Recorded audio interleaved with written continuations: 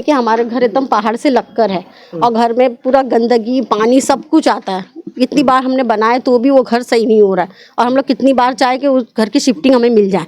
कितनी जगह हम गए भी मगर हमारा उधर काम हुआ नहीं। मैं हर बार उनको कॉल करती वर्षा ताई को, लेकिन वो कभी आते नहीं है, देखते नहीं है, कुछ नहीं। अब देखो ये है कि जो भी यहाँ से अब आए क्या करते हैं वो के को आश्वासन नहीं है खाली है। वोटिंग लेने के टाइम तो आते मजे मजे से हमारा साथ दो वोटिंग दो, हाँ। और जब हमारा टाइम आता है तो पीछे सब हट जाते हैं। तो कहाँ तक हम लोग दौड़ लगाएंगे, कहाँ तक भागेंगे। ये नहीं सोचते कि मुस्लिम ही रहे या और भी कोई इसमें रहे कि जीत के वो आए। हम तो ये सोचते कोई भी आए हमारा काम करे, हमको इससे ही मतलब है। मुंबई टीवी, हर खबर सच के साथ। मैं हूं जैन और आप देख रहे हैं मुंबई टीवी।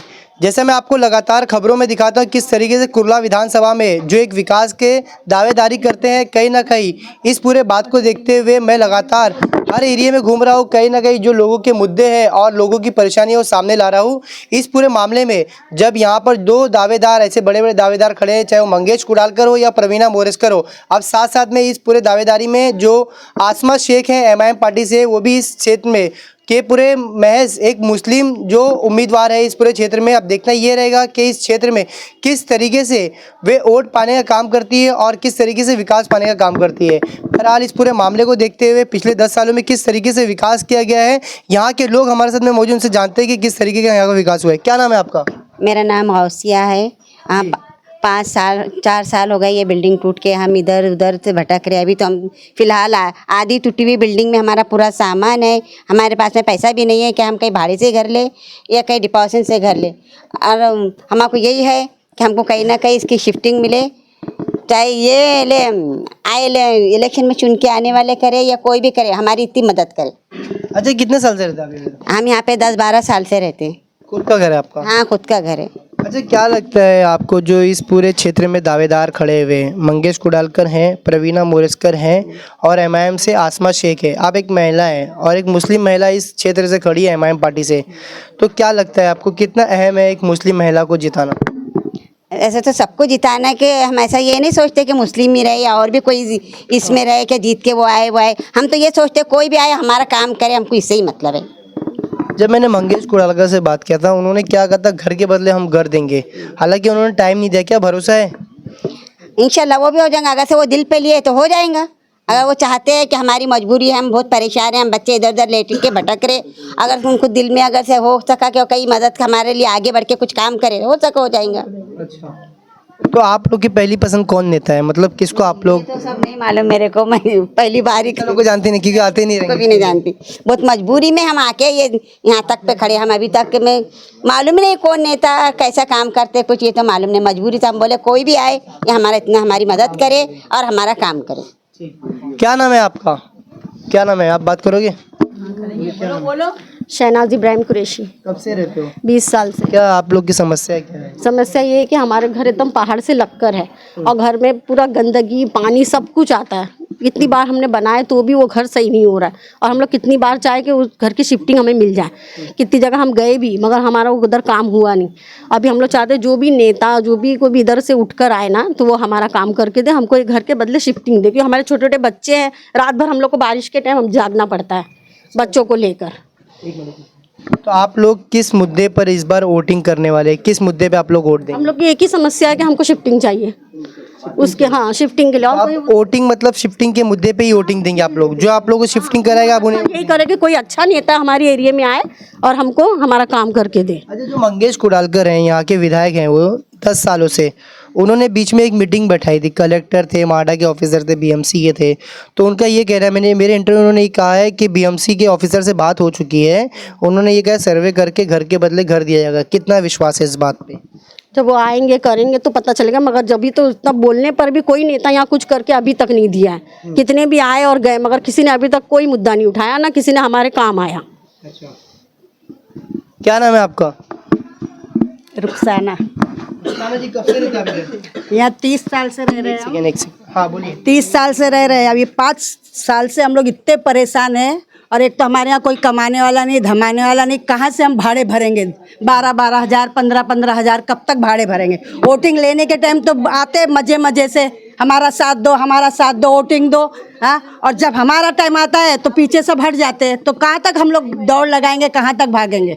अच्छा, आपका जो घर गिरा नहीं, एक सवाल मेरा सुनिए, जो आपका घर गिरा 4 साल हो गया, उसके बाद में अभी तक विधायक का या नगर सेवक का कोई चुनाव नहीं हुआ है। अभी जो चुनाव हो रहा है, आप इसमें किस मुद्दों पे आप वोट देंगे, किस नेता को देना चाहेंगे वोट, किस पे भरोसा करेंगे? किस पे भरोसा करके दें? लेने के टाइम तो सब बोलते हैं हमारा साथ दो, हम करेंगे, हमारा साथ दो। जब वक्त आता है तो सब पीछे हट जाते, कोई नहीं किसी का साथ देता। तो अब क्या करना चाहिए पब्लिक को, ये बताओ क्या करना चाहिए? कोई नहीं साथ दे रहा है। 4-5 साल से हम भटक रहे और हमारे घर में एक तो कोई है नहीं कमाने धमाने वाला। कहाँ से हम भाड़ा देंगे, कहाँ से क्या करेंगे? जो विधायक है आपके यहाँ के मंगेश कुडालकर, उन्होंने मेरे इंटरव्यू में साफ तौर पे ये कहा है कि मैं जो कुरेश नगर का हिल है, पहाड़ है, ऊपर के लोग और नीचे के लोगों को दोनों को शिफ्टिंग दूंगा जो खतरे में रहते हैं। तो इनकी बात पे कितना विश्वास? तो कब देंगे?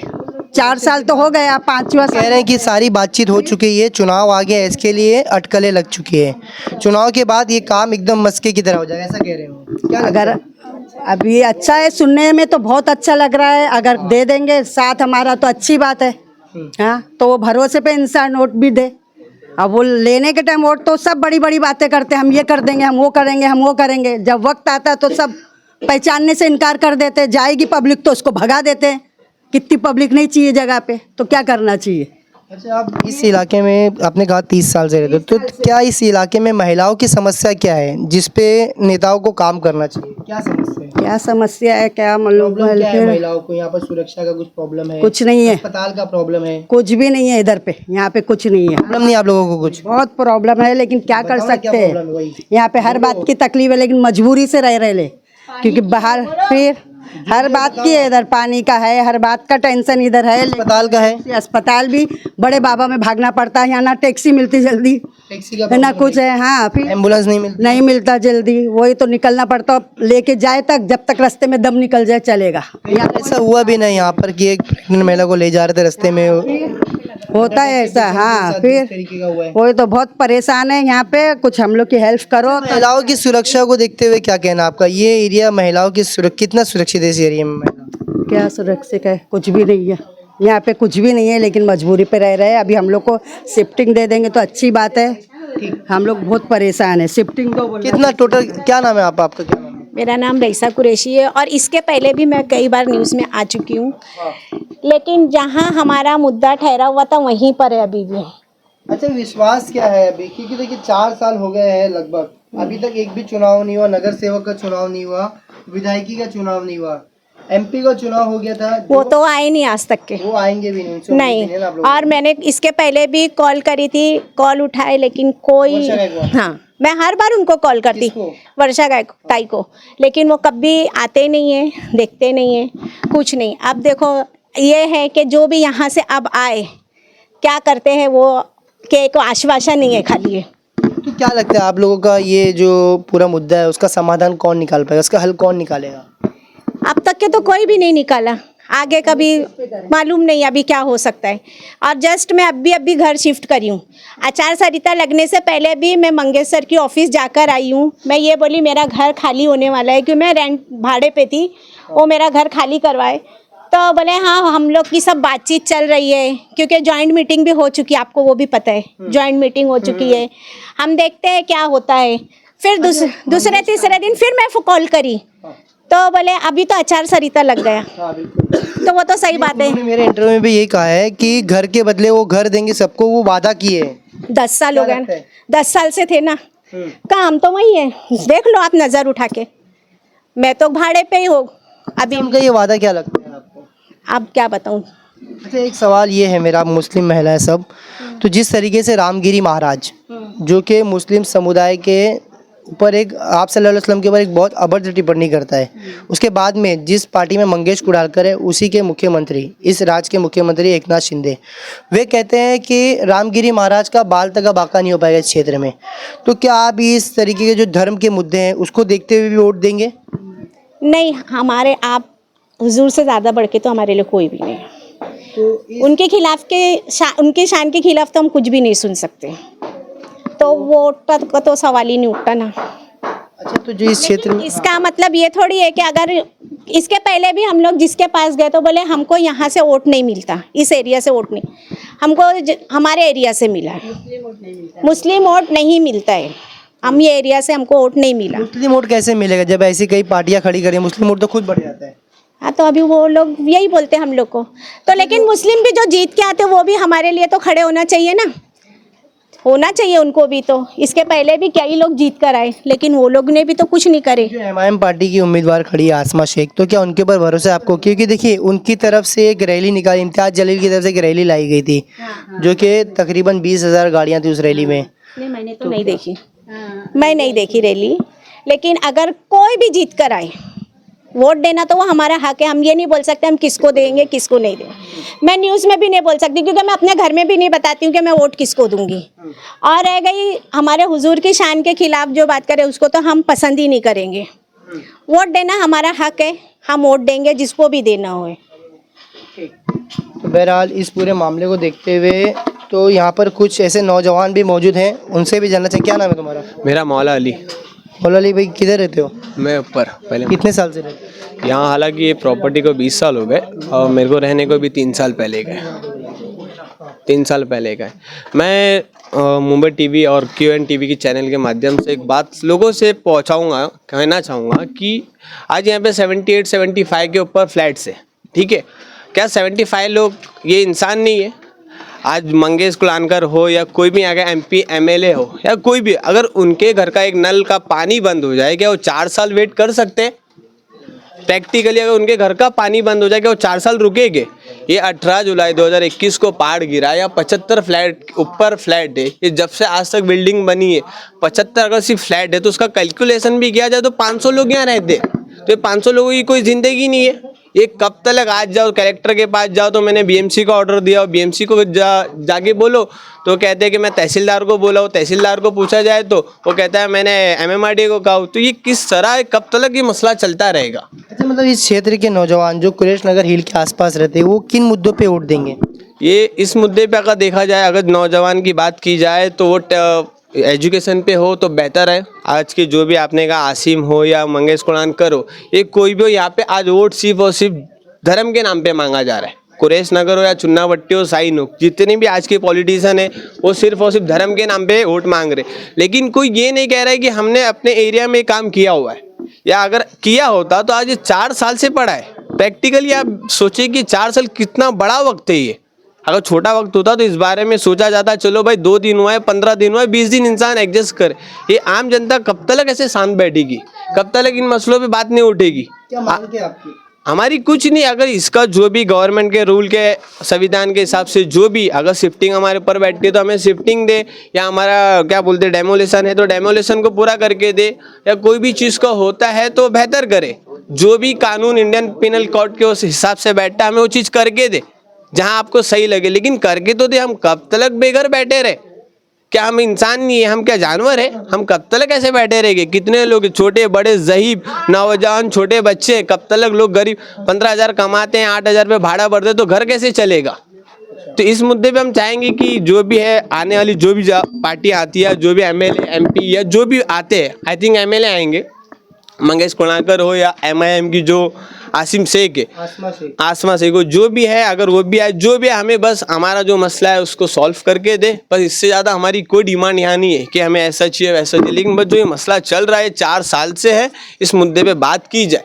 और सब लोग कहते हैं मंगेश कुलानकर ने ये किए वो किए, जो भी किए भी तो अच्छा है, नहीं किए तो भी अच्छा है। लेकिन बट ये जो इतना बड़ा मसला चल रहा है, क्या ये दिख नहीं रहा है किसी को? या कोई इस बारे में कुछ बात नहीं कहना चाहता? सब लोग खामोश क्यों बैठे? अब पहली बात, जब एक आम जनता BMC ऑफिस पहुंचती है, वहाँ कहते हैं कि कलेक्टर की जगह है, कलेक्टर के यहाँ जाओ तो BMC का ऑर्डर दिया। ये समथिंग क्या है? इसके बारे में हम चाहेंगे कि इस बात पे बात होए, उसके आगे का जो भी प्रोसेसर रहा देखे क्या है। उन्होंने मेरे इंटरव्यू में साफ तौर पे कहा है, उन्होंने वादा किया है कि घर के बदले हम घर देंगे। ठीक है, उन्होंने कहा है, लेकिन कब? इलेक्शन बाद बोल रहे हैं। इलेक्शन, आज इलेक्शन के बाद ना, लेकिन इलेक्शन से कई साल पहले गिरा हुआ है, तब आप कहाँ थे? प्रैक्टिकली आप कह रहे हैं कि अभी इलेक्शन के बाद देंगे, ठीक है, एक्सेप्टेबल, लेकिन आप इलेक्शन से पहले कहाँ थे? अच्छा, अभी एक मुस्लिम नौजवान है, आपने विकास की बात की, आप विकास के मुद्दे पे वोट देंगे। जिस तरीके से महाराष्ट्र में राजनीति की जा रही है, वो रामगिरी महाराज हो, नीतीश राणे हो या यति नरसिंहानंद हो, वो लगातार अब्द शब्द कहते हैं, आप सल्लल्लाहु अलैहि वसल्लम को कहते हैं। नीतीश राणे जो कि कहता है कि मस्जिद में घुस के मारेंगे, बोंगे उतार देंगे, स्पीकर उतार देंगे, इन सब मामले को आप किस तरीके से देखते हैं? इस मसले पे अगर आप पूछना चाहेगा, कहना चाहो तो देखो कैसा है, मछली जब तक समुंदर में तो सोचती मैं जिंदा हूँ। तो आज पूरे महाराष्ट्र सरकार में, इंडिया में सिर्फ उनकी सरकार है तो सोच रहे सब कुछ उनका है। जब बाहर अगर आप आके बात करेंगे, जब एक MP MLA सब हट के बात करेंगे नॉर्मल जनता के हिसाब से ना, तो फिर हम आपको बैठ के एक साथ जवाब देंगे। आप मस्जिद की बात कर रहे हैं, आप गली तक तो आइए, फिर आगे बात करेंगे ना। भले वो नितिन गडकरी हो, नीतीश राणे हो, या क्या नाम रामगिरी महाराज क्यों ना। हालांकि मुख्यमंत्री जी का मैंने ये देखा एक इंटरव्यू, उन्होंने साफ तौर पे कहा है कि रामगिरी महाराज का हम बाल भी बाका ना होने देंगे। एक राज्य के मुख्यमंत्री होके आप किसी के उल्टे अल्फाज को आप इस तरह समर्थन दे तो आप मुख्यमंत्री के लायक भी नहीं। क्यों कि लास्ट पिछले 2 दिन का आज नसीम शेख का, कांग्रेस के जो नेता है, हाँ नसीम खान, उनके ऑफिस पे जब उनका काफिला जा रहा था तो उन्होंने सिर्फ कहा कि क्या बोलते उसको, गद्दार गद्दार। तो आपको इतना गुस्सा आ गया, जबकि आप एक आम इंसान है, हालांकि राज्य के मुख्यमंत्री है लेकिन है तो एक आम इंसान ही। तो आप हमारे नबी करीम सल्लल्लाहु अलैहि वसल्लम के बारे में जब इतना बड़ा उल्टा कहा तो आपने कैसे कहा कि हम तुम्हारे को यानी आपका कहना ये है कि जब अगर आपको कोई गद्दार बोलता है तो आप चिढ़ जाते हो, और हमारे आप सल्लल्लाहु अलैहि वसल्लम को कोई ऐसा कहता है तो हम क्यों ना कुछ करें, यही कहना ना? हाँ लाजमी। ठीक, साबिर भाई घर मिला आपको? मिला ना, ये कि आपके सामने देखो कितना अच्छा है। जरा समीर, जरा उजाला दिखा वहाँ पर, और जरा कैमरे से जरा दिखा दीजिए मेरे भाई कि कितना अच्छा है मेरा। मैं दिखा चुका हूँ। अभी फाइनल बात क्या कुछ हुई, जॉइंट मीटिंग हुआ था उस टाइम पे क्या, क्योंकि आचार संहिता सब मीटिंग हुआ है, सब कुछ हो गया। एक चीज़ होती है आश्वासन की, काले नमक का एक आश्वासन की पुड़ी मिली हमको, और उसको अंदर दिया गया कि कलिंगड़ और पाइनएप्पल में छिड़क के खा लो। मेरा कहने का मतलब ये है कि बहुत MLA MP नगर सेवक आए और गए। हमारा कुर्ला कुरेश नगर जो कसाईवाड़ा है, आज तक के वो ऐसा ही है, गटर भरी, रोड टूटेले हैं, लैंडस्लाइड हो रहा। और हमारा सबसे बड़ा मुद्दा है ये लैंडस्लाइड का, जो कि हम 18 जुलाई 2021 से बेघर है और हमको आश्वासन मिला। मैं जो आमदार जो थे, मैं उनसे कहना चाहता हूँ, आपका कार्यकाल 10 साल तक का था। उस 10 साल के अंदर 40 महीने बारिश के रहते हैं। उस महीने के अंदर अगर डिवाइड करें दिन में तो 1200 दिन रहते हैं। उस 1200 दिन को साल में डिवाइड करें तो 3 साल 4 महीने होते हैं। यानी 10 साल के अंदर तुम्हारे को लैंडस्लाइड के ऊपर काम करने के लिए मिला 3 साल 4 महीने। तो उस 3 साल 4 महीने आपने लैंडस्लाइड के बारे में क्या करा? एक भी काम लैंडस्लाइड के बारे में कुछ वो नहीं। अभी तो वादा कर रहे हैं। देखो, एक चीज़ होती है, वादा करे अच्छी बात है, उस वादे को निभाया भी जाए, वादा करके तोड़ा ना जाए। क्योंकि मैंने बहुत जगह पे देखा हूँ, स्पीच होती है, उधर वादा किया जाता है और बताया जाता है कि वादा किया जाता है तोड़ने के लिए। वादा बना नहीं है कि बना के निभाने के लिए, तोड़ने के लिए। जो लेकिन अभी जो वादा किया है ना, तो उसको पूरी तरीके से निभाए। और कोई भी आए, MIM आए, शिवसेना है, या एक ना शिंदे गुट है, कोई भी आए, ये जनता आवाम है, वो जिसको चाहे वो उसको वोट दे सकती है। लेकिन जो जीत के आए तो ये नहीं कहे कि भाई इसने मुझे वोट नहीं दिया, मैं यहाँ का काम नहीं करूँगा या तो फिर ढीले करूँगा काम का। ये नहीं, क्यों संविधान ने हक दिया कि आप किसी को भी वोट दीजिए कोई भी जगह पे जाके। आप लोग किस मुद्दे पे वोट देने वाले इस बार? हमारा मुद्दा है एक लैंडस्लाइड, जो हमारे कुर्ला कुरेश सबसे बड़ा तो लैंडस्लाइड का है, क्योंकि यहाँ पर जान जाने के आसार है पूरे 100%। बारिश होती है, लैंडस्लाइड होता है। दूसरा है पानी का, गटर का, हॉस्पिटल का। जो हमारे यहाँ पर जो छोटा बाबा अस्पताल है, हम चाहते हैं ये 7 माले का बने, यहाँ पर अच्छी फैसिलिटी मिले। एक बना है गैलेक्सी के पास, हम उधर भी चाहते हैं कि उधर भी अच्छी से अच्छी फैसिलिटी मिले, और इसको 7 माले का बनने की हम कोशिश चालू है हमारे तरफ वाले NGO की। हम यही चाहते हैं। एक चीज़ मुझे बताइएगा, जैसे आप सभी मुस्लिम हैं, मुस्लिम बहुल इलाका है, कुर्ला विधानसभा में 90,000 मुस्लिम वोट है। अगर ये पूरे मुस्लिम वोट वन साइड पड़ते हैं, चाहे वो MIM को पड़े या कोई भी, क्योंकि इस पूरे क्षेत्र में एक मुस्लिम कैंडिडेट खड़ी है, वो आसमा शेख, तो क्या लगता है मुस्लिम पूरे इकट्ठा होकर आसमा शेख को वोट देंगे? क्योंकि जिस तरीके से धर्म की राजनीति की जा रही है, रामगिरी महाराज के जो बयान को इस तरीके से पेश किया जा रहा है, क्या मुस्लिम के नौजवान इस पूरे मामले में भटक कर इस तरीके के धर्म के उस पर वोट देंगे या विकास के उस पर देंगे, क्या लगता है? पहला तो है विकास, दूसरा ये जो धर्म को लेके आए ना, ये एक राजनीति मुद्दा है कि मतलब मुसलमानों को उकसाने वाला। ये मुद्दा कुछ भी नहीं, लेकिन ये उकसाने वाला है कि हम इनके नबी पाक सल्लल्लाहु अलैहि वसल्लम के बारे में अगर कुछ अनाप शनाप गलत बकेंगे, ये मुसलमान जज्बात में आ जाएंगे। ये खाली उकसाने वाला काम और महाराष्ट्र को दंगों की आग में झुलकने का काम करा जा रहा है। लेकिन जो महाराष्ट्र की जो सीएम है उनको एक तरफा नहीं बोलना चाहिए था कि मैं रामगिरी के बाल को भी बाका करने नहीं दूंगा। उनका काम था कि एक समुदाय के खिलाफ किसी ने अगर कोई गलत अल्फाज बोला तो उसके ऊपर जो भी कानून लगता है उनको ऊपर कराया जाए। क्यों? क्योंकि मुफ्ती सलमान अजारी साहब ने सिर्फ थोड़ा ही बोले थे, कुछ देर की खामोशी है, फिर एक शोर आएगा, आज कुत्तों का वक्त है, कल हमारा दौर आएगा। उनको 1 साल 8 महीने तक के कुछ जेल में रखा गया। क्यों ऐसा? एक समुदाय के लिए कानून, दूसरे समुदाय के लिए वो कानून सनी संविधान बनाए तो सबके लिए एक जैसा ही है। वोट किन मुद्दों में, धार्मिक के मुद्दों पर देंगे या विकास के? मुस्लिम समुदाय के लोग, क्योंकि देखो, क्षेत्र में एक ही मुस्लिम कैंडिडेट है आसमा शेख MIM का। मैं उनसे भी कहना चाहता हूँ, आप लोग भी जो आते हो MIM के, मैं भी MIM को बहुत लाइक करता हूँ। आवेशी साहब को, बैरिस्टर असद साहब को मैं बहुत पसंद करता हूँ, ऐसा नहीं कि नहीं। लेकिन मेरा उनसे कहने का मसला यही है कि अब जब इलेक्शन का टाइम आता है, आपके कार्यकर्ता, आपके सोशल वर्कर उसी टाइम बाहर निकल के आते हो। आप लोग साल के 12 महीने निकल के आवाम के बीच में आओ, आवाम की क्या समस्या है उसको समझो। यानी बरसाती मेंढक है वैसा कह रहे हैं। हाँ, मैं तो उनको पसंद करता हूँ, लेकिन अभी क्या बोलूँ, आना चाहिए लोगों की समाज में। मैं खुद MIM का एक टाइम पे कार्य करता था, मैं MIM को पसंद करता था। जब मेरे घर पे जब लैंडस्लाइड हुआ तो मैंने MIM के अपने आलिम सैयद साहब जो हैदराबाद के, उनको भी कितनी बार फ़ोन किया। फैयाज़ अहमद साहब जो बम्बई के अध्यक्ष हैं, उनको भी फ़ोन किया। जावेदी शेख, फोन करके क्या मिला? कुछ नहीं आया, आई नहीं, खाली एक आश्वासन, कुछ भी नहीं मिला। मेरा दिल टूट गया। मेरी चाली वाले मेरे को 2 बात सुनाए कि तू MIM को इतना सपोर्ट करता, ये करता, वो करता। MIM का बंदा तेरे घर में आके झांकने के लिए भी तैयार नहीं हुआ। अच्छा, एक आखिरी सवाल आपसे ये रहेगा कि आने वाले चुनाव में अगर कोई नेता जीत के आता है, उससे किस तरीके की उम्मीद है और क्या कुछ है? हमारी उम्मीद यही है कि हमारे कुर्ला कुरैश नगर का विकास हो, कोई भी जीत के आवे, या मंगेश आवे या सुशेना की मुनव्वर मोरेशकर या MIM की कोई भी आवे। हमारा मुद्दा ये है कि हमारे कुर्ला कुरैश नगर का विकास होवे और ये लैंडस्लाइड का जो है वो जल्द से जल्द सॉल्व करें। बहरहाल मैं आपको यहाँ के लोगों की तमाम चीज़ें बता रहा था, इनकी बातें आप तक पहुँचा रहा था। इनका साफ तौर पे ये कहना है, जो महिलाएं हैं उनका तो यही कहना है कि जो पास में अस्पताल था उसमें उस तरीके की सुविधा उपलब्ध नहीं है। जिस तरीके से मैंने मंगेश कुडालकर से एक क्वेश्चन किया था कि इस क्षेत्र में रात के वक्त जो यहाँ पर सुविधा उपलब्ध होना चाहिए, एक रिक्शा की सुविधा उपलब्ध नहीं है, तो यहाँ पर एम्बुलेंस की सुविधा उपलब्ध होना चाहिए ताकि किसी भी जो इमरजेंसी सिचुएशन में उसका इस्तेमाल किया जा सके। और साफ तौर पे जो इस क्षेत्र का सबसे बड़ा मसला है, ये कुरैश नगर हिल का सबसे बड़ा मसला है, जहाँ पर हर साल कई बार लैंडस्लाइडिंग का मामला सामने आता है। इसके बावजूद प्रशासन कुंभकर्ण की नींद सोता हुआ नजर आता है। बहरहाल इस पूरे मामले में मंगेश कुडालकर ने एक वादा तो किया है, अब ये देखना ही रहेगा कि ये चुनावी वादा है कि वाकई में इनका वादा काम आता है। कैमरा पर्सन नाविद कुरैशी के जैन से मुंबई TV।